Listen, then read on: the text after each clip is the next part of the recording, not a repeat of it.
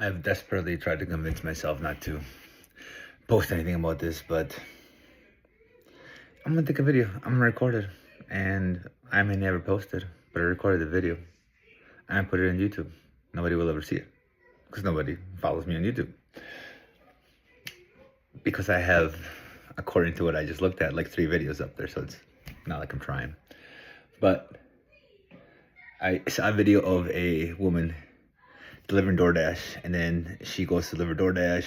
ICE agents kind of come in and they want her to come out. She runs into the house. The person who owns the house says no, she's not coming out. Put the guns away. Have a baby in the house. The scene goes on for a while. They eventually convince this lady to come out, and she is saying, "Mis hijas, mis hijas, mis hijas, my daughters, my daughters." So clearly, she doesn't want to come out because more than likely she does not have the proper documentation to be here. And so she is scared and calling out to her about her daughters because, realistically speaking, if she does get arrested and they take her to jail, to prison, whatever they do, nobody's gonna go help pack her daughters. At some point she's not gonna come home. They're gonna ask somebody. They're gonna call a neighbor. Hopefully there's a dad around. Who knows? Us Latinos don't have great hit rate with fatherhood, and I guess it's kind of a thing in minority communities, I suppose. But nonetheless, who knows what happens to those daughters? And if ICE agents do go pick them up, it's going to be pretty traumatizing for these little girls to have to pack up all their stuff and all of a sudden be in some sort of holding cell to be deported back to wherever they go, right? But this is an example of a woman who more than likely crossed the border to try to give her daughters a better life. More than likely just kind of keeps her head down, does a little DoorDash, and again, just doing whatever she can to give her kids a better life. And man, don't we think that all parents should do that? Wouldn't you want that for your kids? I know that I wanted that for my kids. I think that if I was in that situation and it was starve, live in a shack, something like that, or risk it all and cross a couple different countries,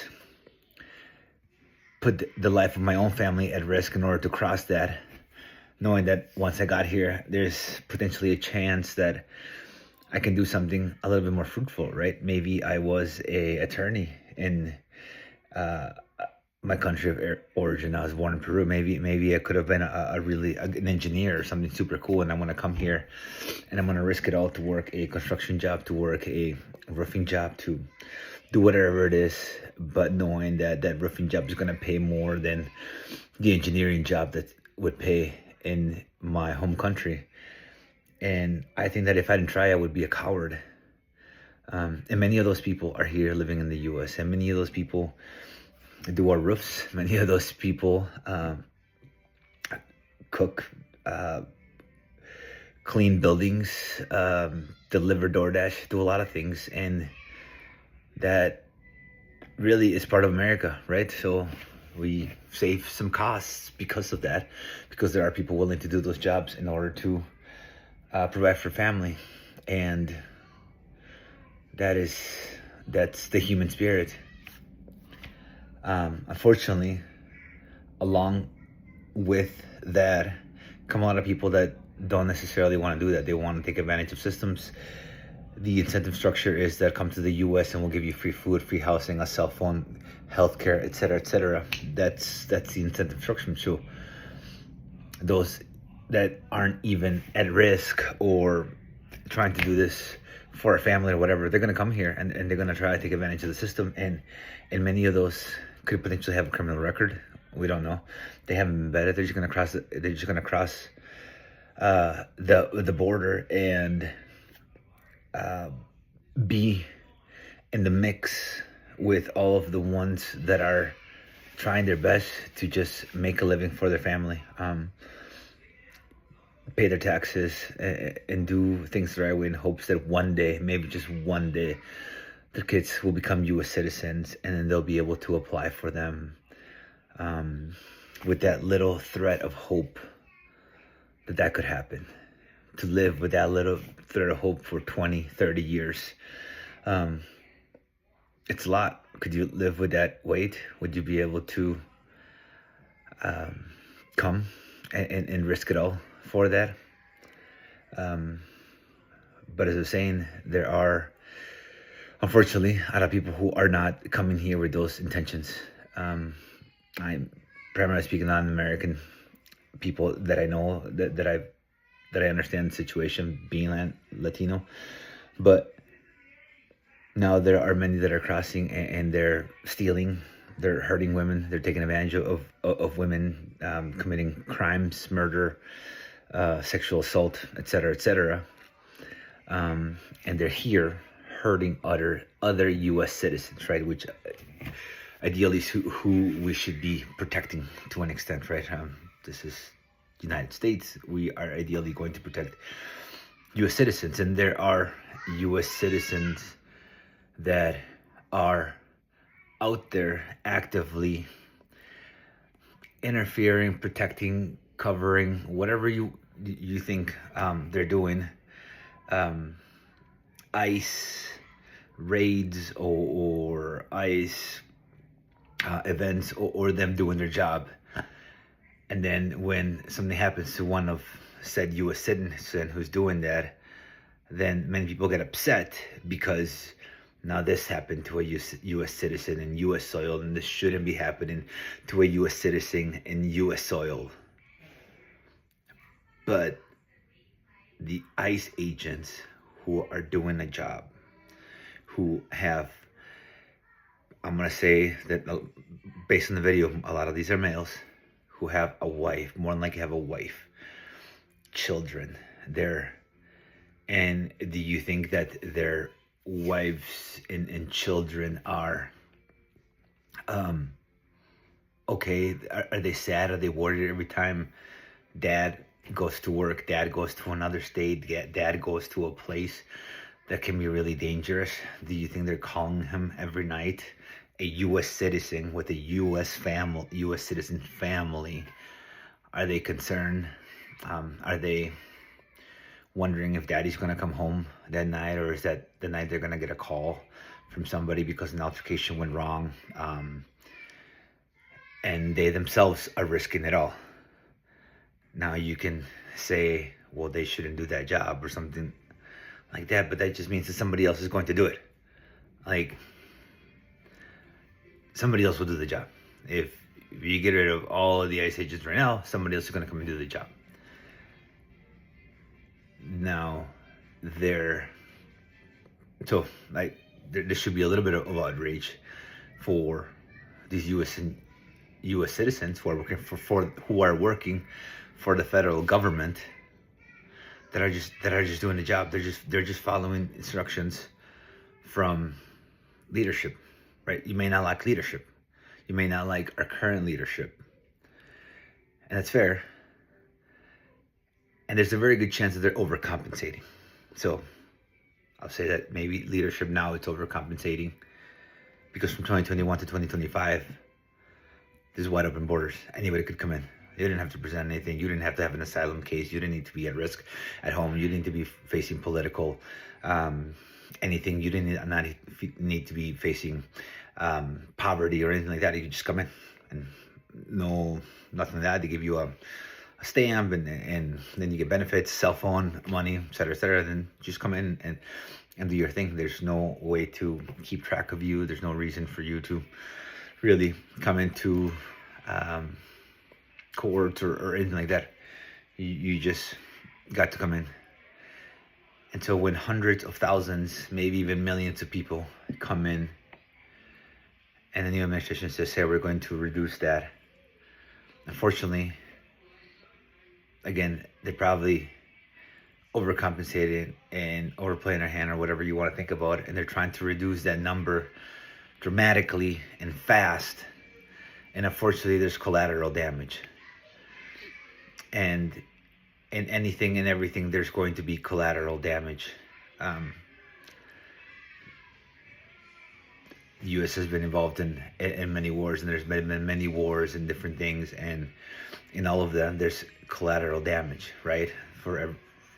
I'm not trying to throw stats at anybody, but I'm assuming that for every 9 families or every 9 people that come in and they just want to work and do good and keep their head down and work really hard, there's going to be 1 or 2 people that come in and want to do really bad things, and we have to somehow catch those 1, 2, 3 people that are trying to do those things. And what are they going to do to try to stay here because they're here already illegally and they don't mind breaking the law because they broke the law back home? They're going to break the law here. They're going to hide in communities with a lot of good people who are just trying to live, and they're going to be caught up and those good people are going to be caught up in that mix. How then do we do that? Do we get those criminals out of here? I think that if we did it perhaps a little bit slower, with more information and things like that, could be beneficial. Again, maybe they're overcompensating too much and going too hard to try to reduce the undocumented population. And then the other thing that I have heard as well is that, the U.S. citizens, or white, brown, black, whatever it is, commit many more violent crimes versus immigrants. Okay, and that's fair, but they're U.S. citizens, so they were born here, just like in any other country. If I get hurt in Peru by a Peruvian-born person, it is just the odds of where I live. There, in every country, there's going to be native-born people. So if native-born people, for the sake again of made-up numbers, commit 1,000 crimes, and immigrants, illegal, let's focus on illegal, or undocumented immigrants commit 50 of the 1,000 crimes, well, the U.S.-born people committed 950 of the 1,000 crimes. Many, many, many more. U.S.-born citizens, nothing we can do. They're born in here. But we can fix this. The 50 people the 50 crimes that were committed by undocumented illegal immigrants. So then, when we remove this, that means that there was 950 crimes committed in that year in this example instead of 1,000. So there's 50 less crimes that were committed. Not that they commit more, but they're committing crimes while being here on an undocumented basis. And that's preventable. So something that's preventable then becomes a bigger thing. Because if that happened to my children, somebody that was here, undocumented, committed a crime, I would be very upset. That hurt my children. I would be very upset at how they got in or why they were here to begin with. Versus if a U.S. citizen unfortunately commits the same crime, well, I can't complain that they were just born here and they live here. It just is what it is. So that is what I'm thinking. And it does seem a little outrageous. I guess I haven't seen this. I don't live that way where people are saying that they're walking around with their U.S. passports. I guess if you feel harassed by somebody asking you for your U.S. passport, a nice agent could feel the same way that he's being harassed just doing his job, right? I am in the Dallas-Fort Worth area, which is 50% Latino, and I mostly walk around without my ID everywhere that I go. My ID is like in my backpack that I bring to work, and sometimes I leave it there, sometimes I leave it in my car, sometimes I leave it at home. Not for 1 second do I ever fear that I'm going to be stopped. And if I am, I'm going to go to their car and I'm going to give them my social security number and I'm going to give them my address and I'm going to tell them how they can look me up. If they need to put cuffs on me while they do that, I am going to do what the people with guns tell me to do. And that seems pretty straightforward to me, not to go against the people with guns. When I was in France and the people with guns told me to do something, I didn't get mad at them. I didn't try to fight them. I did what the people with guns told me to do. And, and I'm married to a white woman who's just kind of struggling with all of this. So, part of the reason I want to do this is because of that. Like, she shouldn't have to feel like she has to feel one way or another. She should get to have an opinion on this, as everybody does, whether even I disagree or don't disagree with it. But again, I don't know where the whole walking around with the passport thing is coming from. Maybe there are different parts of town, and when I've been to Minneapolis recently, it hasn't felt like I needed to do that, right? Last time I was there was a month ago, and I flew with my ID because you needed to fly. I didn't bring my passport. Never for a second did I think that I was going to get stopped or questioned. But again, if I did, I know who I am. I know that I am a U.S. citizen, and they can ask me all the questions, and they should get to, if they're, again, doing their job. But again, maybe too many doing the job, maybe trying to do it too fast, too soon. Maybe not too soon, but too fast, with so much collateral damage that somehow, if that collateral damage could be reduced, I think it would be very helpful, right? To try to really focus on those that are here committing crimes without the proper documentation. Again, tough to do, but I think that if that was the case, it kind of boots it better for everybody. And lastly, when you come here, you cross the border, like I was saying, I would call myself a coward if I lived in another country and I knew that I could give my kids a better life here, and I was too much of a coward to try to do that at the risk of whatever that might be. I would know that is a consequence. That is the risk that I'm taking. The risk that I'm taking is not only getting here, but it's being caught here. So I should keep my head down, work, do my thing, very much not associate with criminals or people that maybe have that kind of background. So